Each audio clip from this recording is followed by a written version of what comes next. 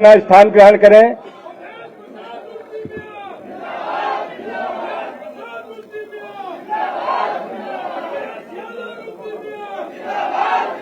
सभी लोग से अनुरोध है कि वो अपना अपना स्थान ग्रहण करें।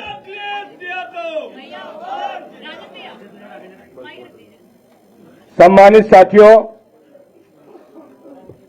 पूर्व की बात समाजवादी पार्टी के माननीय राष्ट्रीय अध्यक्ष जी के निर्देशन पर आज बहुत बड़ी तादाद पर समाजवादी पार्टी में शामिल होने के लिए आप सब आए हैं। मैं आप सभी का इस लोहिया सभागार में हार्दिक स्वागत करता हूं, अभिनंदन करता हूं। पार्टी इसमें शामिल होने वालों की कड़ी में हमारे बीच में पूर्व विधायक श्री रुश्दी मियां अपने सैकड़ों साथियों के साथ बहुजन समाज पार्टी छोड़कर, श्री रुश्दी मियां पूर्व विधायक बहुजन समाज पार्टी छोड़कर आज समाजवादी पार्टी पर आस्था व्यक्त कर रहे हैं और उनके सैकड़ों साथी, कुछ यहां हैं कुछ बाहर हैं, वो सभी समाजवादी पार्टी में आस्था व्यक्त कर रहे हैं। इसी श्रृंखला में वरिष्ठ नेता पूर्व मंत्री उत्तर प्रदेश सरकार श्री शिव कुमार बेरिया जी, जो काफी दिनों से निष्क्रिय बैठे थे, शिव कुमार बेरिया जी लंबे समय से समाजवादी आंदोलन में रहे हैं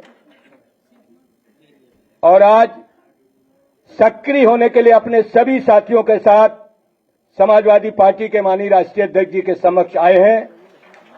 रसूलाबाद और कन्नौज के लोग हैं, सैकड़ों की तादाद पर आज यहां आए हैं।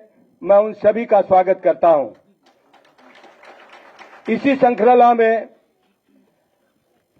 रसूलाबाद से ही बहुजन समाज पार्टी के बहुत कद्दावर नेता श्री अतहर खान भुट्टो साहब अपने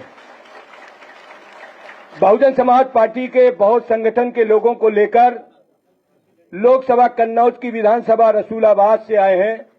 मैं उनका हृदय से स्वागत करता हूं। श्री शिव कुमार बेरिया जी के साथ जो लोग काफी दिनों से उनके साथ थे और समाजवादी पार्टी में पहले से तो सक्रिय थे लेकिन बीच में नहीं सक्रिय थे, उन नामों को मैं कुछ माननीय राष्ट्रीय अध्यक्ष के समक्ष रखना चाहता हूं।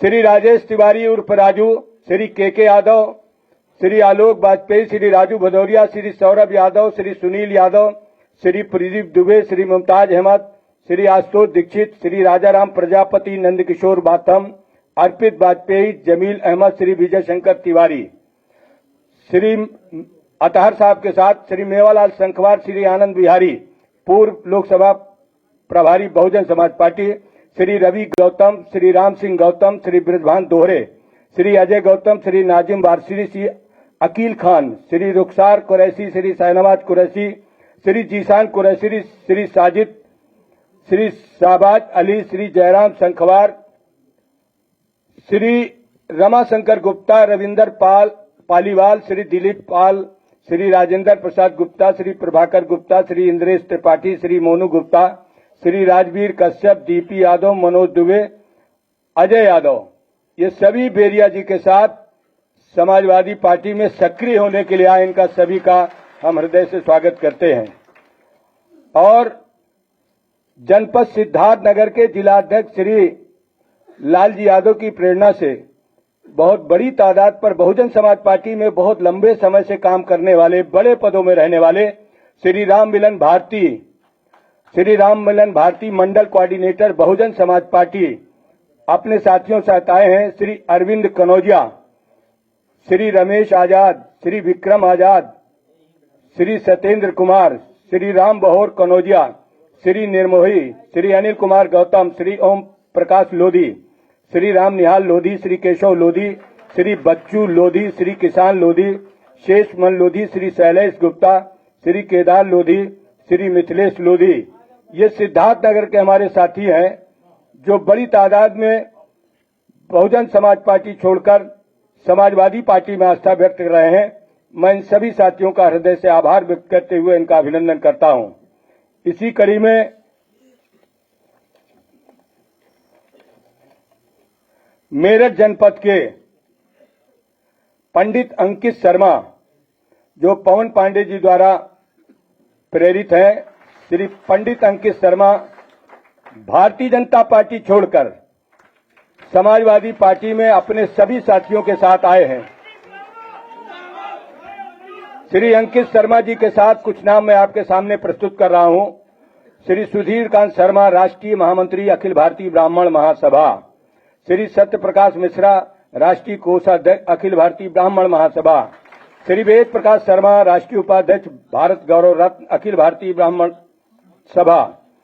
श्री उमेश कुमार शर्मा सरधना, श्री अजीत शर्मा, श्री मुनेश शर्मा, श्री दिनेश प्रधान जी, डॉक्टर कवि बंधु जी, ये सभी लोग मेरठ के हैं और बड़ी तादाद में भारतीय जनता पार्टी को छोड़कर आज समाजवादी पार्टी में शामिल हो रहे हैं। इन सभी का मैं हृदय से स्वागत करता हूं। इसी श्रृंखला में स्वर्गीय राजा राजीव कुमार सिंह, जो समाजवादी पार्टी से मंत्री थे, मिनिस्टर थे, उनके पुत्र सुपुत्र श्री राजा राजकुमार सिंह। श्री राजा राजकुमार सिंह बड़ी तादाद पर अपने साथियों सहित आज समाजवादी पार्टी में शामिल हो रहे हैं। हम उनका हृदय से धन्यवाद देते हुए स्वागत करते हैं। और सूची बहुत लंबी है, प्रेस के भाई बहुत देर से बैठे हैं, तो मैं राष्ट्रीय अध्यक्ष जी की अनुमति से वो सूची सभी पत्रकार भाइयों को मैं उपलब्ध करा दूंगा। तो जो प्रमुख नाम थे वो मैंने आपके समक्ष रखे। इन सभी साथियों का अभिनंदन करते हुए मैं राष्ट्रीय अध्यक्ष जी से इजाजत चाहूंगा।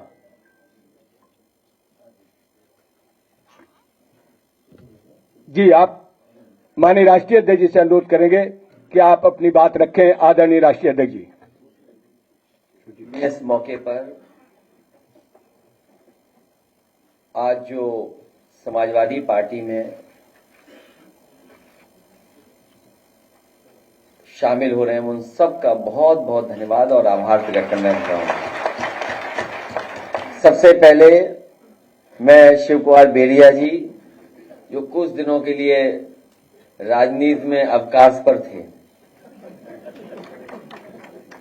समाजवादियों से थोड़ी दूरी बना ली थी क्योंकि वो समाजवादी थे, इसलिए दोबारा समाजवादी पार्टी में आ गए। मैं उनका, उनके साथ जितने भी सहयोगी साथी, उनका बहुत बहुत धन्यवाद देता हूं। इसी तरह रुश्दी मियां साहब, पूर्व विधायक, हमारे बहुत ही सहयोगी साथी, जो किसी कारण हमसे दूर हो गए थे, उन कारणों को दूर कर दिया है। रुश्दी मियां भाई अब हमारे साथ हैं, उनका भी बहुत धन्यवाद। उनके साथ तमाम सहयोगी साथी, उनका भी। अतर खां साहब, राम मिलन भारती जी, अंकित शर्मा जी, जो बहुत दूर से चल करके आए मेरठ से, और इनके साथ बहुत जिम्मेदार लोग, बहुत प्रतिष्ठित, बहुत सम्मानित लोग जो आज समाजवादी पार्टी में शामिल हो रहे हैं, मैं उन सभी लोगों का बहुत बहुत स्वागत करता हूं, बधाई देता हूं। और मुझे उम्मीद है कि आने वाले समय में जो समाजवादी पार्टी लड़ाई लड़ रही है, उस संघर्ष में हमारा सहयोग करेंगे अपने तमाम सहयोगी और साथियों के साथ। बहुजन समाज पार्टी के जो कोऑर्डिनेटर रहे, डुमरियागंज और सिद्धार्थनगर इलाके में और आसपास क्षेत्र में बहुत जिम्मेदारी से जमीन तक बहुजन लोगों की आवाज पहुंचाने का काम करते रहे, मेहनत कर करके लोगों को जोड़ा उन्होंने। मैं उनका बहुत बहुत धन्यवाद और स्वागत करता हूं। साथ ही राजा राजकुमार सिंह जी, जो जिनके पिता नेताजी के साथ बहुत लंबे समय रहे, बहुत लंबे समय समाजवादी पार्टी से जुड़े रहे। किन्हीं परिस्थितियों में हम लोग साथ नहीं रख पाए उनको, जिसकी वजह से हम लोगों के दूर चले गए थे। रितेश कुमार जी आज फिर समाजवादी पार्टी में शामिल हैं। हमें उम्मीद है इस आने वाले समय में हमारा पूरा सहयोग और मदद करने का काम करेंगे। और इनके सहयोगी साथी जिनके मैं नाम नहीं पढ़ पा रहा हूं, बड़ी संख्या में इस ऑडिटोरियम में है। मैं एक एक साथी का बहुत बहुत धन्यवाद और आभार व्यक्त करता हूं।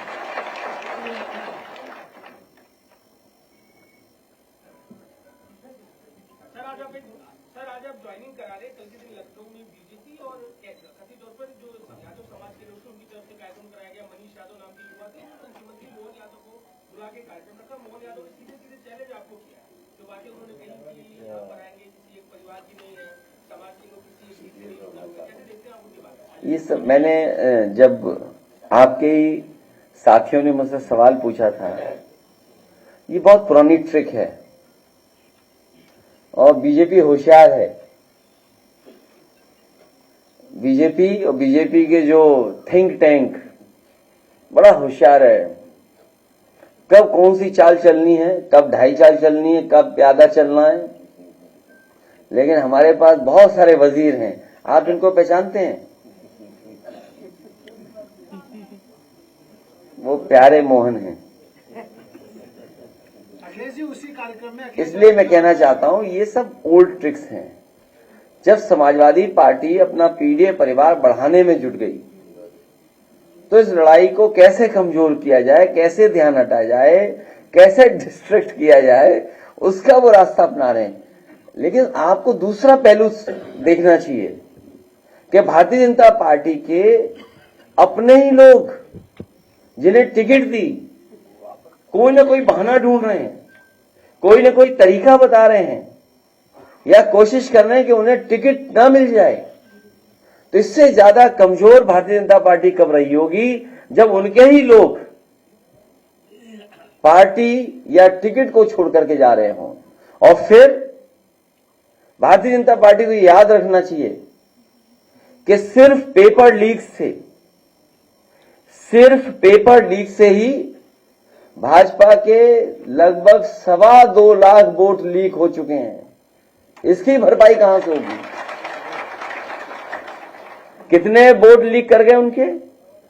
2.25 लाख। और भारतीय जनता पार्टी को कम से कम जनता का यह जवाब देना चाहिए कि अगर हम आंकड़े ठीक तरीके से जनता को समझा ले जाएंगे तो जनता के सामने क्या जवाब होगा भारतीय जनता पार्टी का पास? क्या 1 लाख किसान आत्महत्या कर चुका जब से भारतीय जनता पार्टी सरकार में आई है। 1 लाख किसान। और आंदोलन के तहत जिनकी जान गई वो भी हजारों हैं। ये वो लोग हैं जो 3 काले कानून लाए थे। कितने किसान शहीद हो गए। और आज भी किसान आंदोलन कर रहा है और एमएसपी मांग रहा है। क्या एमएसपी देने का इनके पास कोई रास्ता है? और रास्ता भी कैसे बनेगा जब उधार पैसा बढ़ गया हो, देश के ऊपर कर्ज बढ़ गया हो, जिस सरकार ने नोटबंदी की हो और उसके बाद कर्ज बढ़ा हो और फिर 15 लाख करोड़ से ज्यादा किसान का कर्ज माफ नहीं किया, बड़े बड़े उद्योगपतियों का कर्ज माफ किया। और हो सकता है जिन किसानों का कर्ज माफ होना चाहिए नहीं किया, या हम दूसरे तरीके से देखें वो कभी जांच का विषय भी हो सकता है कि जिन उद्योगपतियों का कर्ज माफ हुआ है क्या उन्होंने इलेक्टोरल बॉन्ड्स तो नहीं दिए थे भारतीय जनता पार्टी को? यह बड़ा सोचने का सवाल है कि कहीं ऐसा तो नहीं भारतीय जनता पार्टी ने जिन उद्योगपतियों का कर्ज माफ किया हो उनसे इलेक्टोरल बॉन्ड्स भी लिए हों और बाद में उन्हीं उद्योगपतियों को कर्ज दे दिया। दुनिया में हमें बताओ कौन सा देश इस तरह की अर्थव्यवस्था चलाता होगा जहां पर पहले तो लोन दिया जाए, जब वो डिफॉल्टर हो जाए तो उनका कर्ज माफ हो, फिर उन्हें कर्ज दे दिया जाए और कर्ज के माफ करने के बहाने इलेक्टोरल बॉन्ड्स ले ली जाते हो। अरे हमने तो कह दिया जांच की मांग, सुना नहीं आपने या स्किप कर गए वो भी आप? इसलिए जहां किसान की आय दोगुनी का वादा किया था, क्या किसान की आय दोगुनी हो गई इस महंगाई में? और फिर नौजवान, वो बेटी जो इसने आत्महत्या कर ली, क्या कहा उसने? माफी मांगी पिता और मां से, मां और पिता से माफी मांग करके उसने आत्महत्या कर ली, क्योंकि पेपर लीक हो गया, वो अपना भविष्य बनाना चाहती थी। दूसरा कन्नौज का बेटा ब्रजेश पाल, उसने अपनी जान दे दी डिग्री जला करके। जो लोग निवेश का सपना दिखा रहे थे और बड़े बड़े आयोजन कर रहे थे, आप लोगों को ब्रेकिंग सेरेमनी में बुला करके आपको कूपन दे रहे थे खाने का,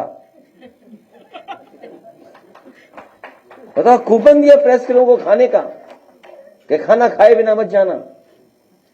कहां है नौकरी, कहां है रोजगार? और बताओ कितने नौजवानों की जान जा रही है, आत्महत्या कर रहे हैं।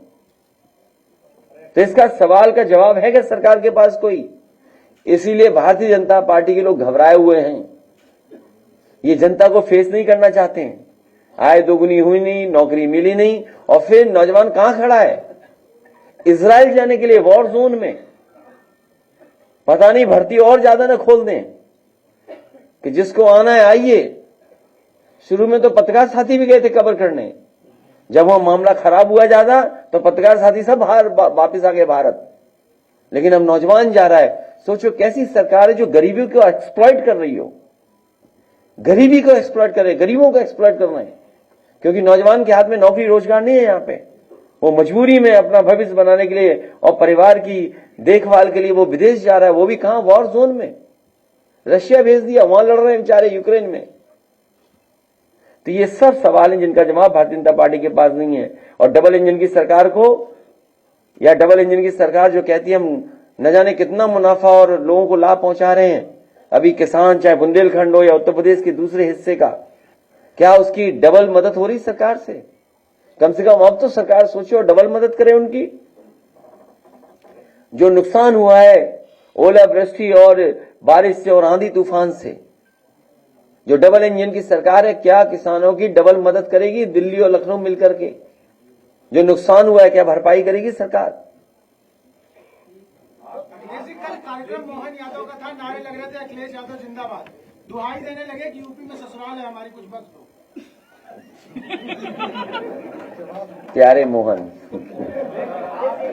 जिंदाबाद। आप बेरोजगारों की बात कर रहे हैं, नौजवानों की बात कर रहे हैं, अग्निवीर की बात कर रहे हैं, पेपर लीक की बात कर रहे हैं, और ये सब सवाल के बाद सरकार पे करते हुए सरकार धर्म को आगे करती है और धर्म को आगे करने के बाद इन सब मुद्दों को जो है भटका देती है। इससे आप कैसे काउंटर करेंगे? आप जो इन सवालों का जवाब आज नहीं दे रहा है, उससे बड़ा कोई अधर्मी नहीं हो सकता।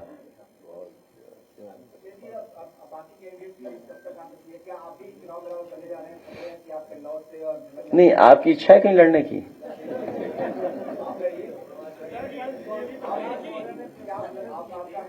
बहुत जल्दी तय हो जाएगा सब। अब बीजेपी की सूची देखिए आप, क्या सूची है वो, जो सब हारने वाले हैं।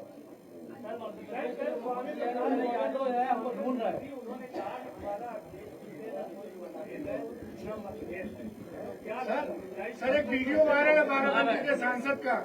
नहीं, जो बात आप कह रहे हो, सर वो बाराबंकी, मौसम बदल गया। बाराबंकी के सांसद का वीडियो वायरल हो रहा है। क्या है, मैं सुना नहीं। बाराबंकी के सांसद का वीडियो किस पार्टी के हैं? किस पार्टी के? मैंने देखा नहीं ना, मुझे जानकारी इस बारे में नहीं, मेरी जानकारी में नहीं है कुछ। नहीं, मेरी जानकारी में नहीं है सब बात। अजय मिश्रा टेनी को दोबारा टिकट दिया गया है किसानों के। तो आप बीजेपी से क्या उम्मीद करोगे भाई? बीजेपी क्या कहती? किसानों की आय दोगुनी होगी। क्या इस महंगाई में आय दोगुनी हो गई? 1 लाख किसान ने आत्महत्या की है अभी तक, जब से भारतीय जनता पार्टी की सरकार आई है। दुनिया में शायद इतना कर्ज किसी देश के ऊपर नहीं होगा। कर्ज उद्योगपतियों को दिया, उद्योगपतियों का कर्ज माफ कर दिया। और फिर ये जो घटना हुई थी तेजिंदर बिर्क की, तो जान बच गई तेजिंदर बिर्क की, उसकी भी जान चली जाती। और उन्हीं जिन पे आरोप थे, बताइए, टिकट दे रहे हैं। तो इससे किसान का क्या भला होगा? इससे जनता को समझ लेना चाहिए कि भारतीय जनता पार्टी कैसी पार्टी है। अ पार्टी विद डिफरेंस यही है कि जो चाहो सो करो और हम तो आपके साथ हैं। सर जो आप के बाद प्रधानमंत्री के क्षेत्र से मुख्यमंत्री क्षेत्र तक किसान बहुत परेशान है और लगातार उनकी सब जरूरत हुई है और अभी तक कोई इस तरीके का उनको मदद जमीन। इसमें प्रधानमंत्री जी का क्षेत्र और मुख्यमंत्री क्षेत्र से क्या लेना देना है? जो पॉलिसी है दिल्ली और लखनऊ मिलकर के मदद करते हैं। तो जो लोग ये दावा करते हैं डबल इंजन की सरकार का, तो किसानों की डबल मदद करें। अगर प्रधानमंत्री और मुख्यमंत्री है तो डबल मदद करें, दोनों मिलकर के मदद करें। भारतीय जनता पार्टी ने एक अभियान शुरू करा है, चर्चा का चुनाव अभियान, उसमें आप क्या सुझाव देंगे? तुम काय सीबीआई के चक्कर में पड़े हो? हैं? ले, हमारा कोई मुद्दा नहीं है, हम बहुत दिनों से हैं। भारतीय जनता पार्टी में और भगवान ऐसी कृपा करे इनके मालिक की भी सीबीआई जांच हो। अखबार है अमर उजाला, उनका फार्म हाउस है बरेली में और कारोबार है कहीं और भी। ये सवाल का जवाब ही है। जब बात किसान की चल रही तो सीबीआई क्यों ले आए आप? ए भगवान, इनकी जरूर जांच हो। नहीं देखिए ऐसा है, ये सीरियस मत लो आप, सीरियस मत लो। बहुत दिल पे ले ली इन्होंने बात। अरे दिल पे ले ली इन्होंने, हमारे उजाला के पत्रकार हैं, दिल पे ले ली इन्होंने, ले ली, दिल पे ले ली। अच्छा मैं बात कर दूं ना? अरे शांति हो जाए थोड़ी देर। सर आपने बिहार में सर 80 और 40 का नारा दिया है। देखिए हमारे पत्रकार साथी वैसे सीरियस हो गए। सीबीआई एजेंसी है, अगर सीबीआई कोई चीज पूछेगी तो हम जवाब देंगे, उसमें क्या है? अच्छा कोई भी एजेंसी उसका सहयोग करेंगे। नंबर एक, यहां जितने लोग बैठे हैं और हमारे सबसे बुजुर्ग नेता ये बेरिया जी होंगे। आपके यहां थाने में किसकी चल रही है? बीजेपी की विधायक की चल रही है कि नहीं चल रही? देखिए आप, जब थाना कब्जा कर रखा है बीजेपी के लोगों ने, सबसे छोटी यूनिट जहां पर न्याय मिलता है लोगों को, तो ये सीबीआई तो बड़ी एजेंसी है, इस पे कब्जा क्यों नहीं करेंगे? तो ये आप बुरा मत मानो, कभी आपकी भी जांच होगी तो वो अलग बात है। और महीने का कितना ऐड मिलता है ये तो बता दो। अरे भाई हमसे पूछ लिया सीबीआई, हम सीबीआई के लिए तैयार है। अच्छा आप अपना बताओ, महीने का ऐड कितना मिलता है? अब क्यों मुस्कुरा रहे भाई? नहीं ऐड कितना मिलता है? 1 करोड़ के 50 लाख? तो जवाब देने का अधिकार हमारा है। नहीं यहां भी है, वो परंपरा भूल गए, हम भी भूल गए। ये अमर उजाला अखबार है, क्या करें बेचारे, मजबूरी है। अखिलेश जी कल आप नौकरी कर रहे हैं आप। पटना में थे सर, आपने 80 और अखिलेश जी 40 कल का आप नारा दिया। पटना में थे और इंडिया गठबंधन लेकिन की खबर मत काटना, हमारी चलाते रहना खबर। इंडिया गठबंधन की रैली में थे, तो यूपी में ये इंडिया गठबंधन की रैली अधिसूचना जारी होने से पहले क्या होने जा रही है या उसके बाद? चुनाव में रैलियां होंगी और कोशिश करेंगे जो गठबंधन के वरिष्ठ नेता हैं उनको जगह जगह उनके साथ रैलियों में हम लोग शामिल हों। और 80-40 ही भविष्य तय करेगा, 40 बिहार 80 यूपी। इसीलिए हम समाजवादी लोग अपना पीडीए परिवार बढ़ा रहे हैं। कल की रैली पे पीएम मोदी ने कटाक्ष किया। उनका कहना है कि विपक्ष कह रहा है मेरा परिवार नहीं है, लेकिन देश एक ही नारा लगा रहा है कि मैं हूं मोदी का परिवार। देखिए परिवार में बहस बीजेपी को इसलिए नहीं करनी चाहिए, बीजेपी संकल्प ले कि किसी भी परिवार वाले को टिकट नहीं देगी और किसी भी परिवार वाले से वो वोट नहीं मांगेंगे।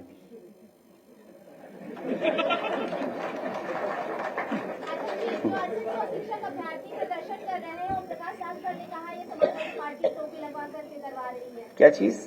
जो 68 शिक्षक अभ्यर्थी प्रदर्शन कर रहे हैं उनको ये राजभर ने कहा है कि लाल टोपी लगा कर ही प्रदर्शन। बीजेपी रहेगी तो नौकरी भी खत्म हो जाएगी, आरक्षण भी खत्म हो जाएगा। इसलिए कई मौकों पर कहा कि ये समुद्र मंथन की तरह संविधान मंथन का समय है। एक तरफ वो लोग हैं जो संविधान के रक्षक हैं और दूसरी तरफ वो लोग हैं जो संविधान के भक्षक हैं। जो अधिकार हैं वो छीने जा रहे हैं। इसमें सवाल किसी दल का नहीं है, उन बच्चों का है जो कई दिनों से, कई साल से वो न्याय मांग रहे हैं सरकार से। हम उन बच्चों को भरोसा दिलाते हैं जब कभी भी समाजवादियों को जनता ताकत देगी उनको न्याय देंगे, और जो हक और सम्मान उन्हें मिलना चाहिए संविधान के तहत, उसके लिए लड़ाई समाजवादी पार्टी लड़ेगी।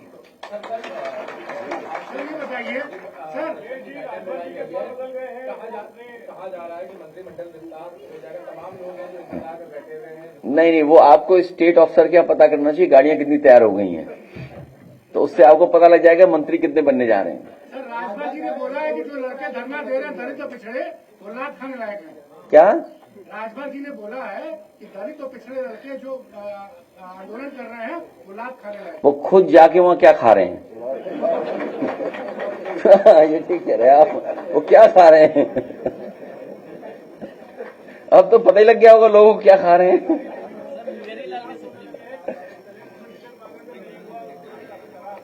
चलिए, मैं प्रेस के साथियों का धन्यवाद देता हूं, लेकिन प्रेस के साथियों जो लखनऊ वालों से भी तो पूछा करो ये सब सवाल, केवल हमसे ही पूछते हो, वहां नहीं जाते सरकार में पूछने, सवाल नहीं होते।